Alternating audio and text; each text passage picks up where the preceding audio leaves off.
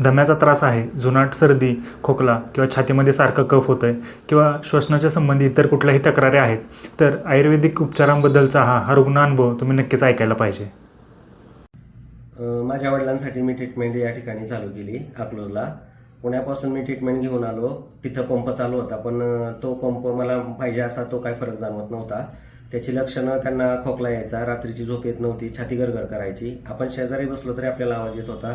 एवढा मोठा खूप जास्तीचा त्रास होत होता. पण मी अकलूजला आल्यानंतर माझी ही 4थी वेळ आहे आता औषधं नेण्याची आणि 4 महिने झाले परिपूर्ण अगदी जवळजवळ 90% फरक पडलेला आहे.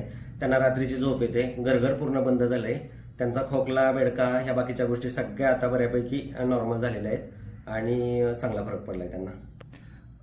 इथं दाखवायच्या आधी त्यांना काय काय त्रास होता सुरुवातीला? त्यांना खूप त्रास व्हायचा, म्हणजे रात्रीची झोप येत नव्हती, छाती कप पूर्ण भरलेला होता, घरघर आवाज यायचा, खोकला येत होता, बेडका येत होता आणि किंबहुना त्यांना जेवण जात नव्हतं.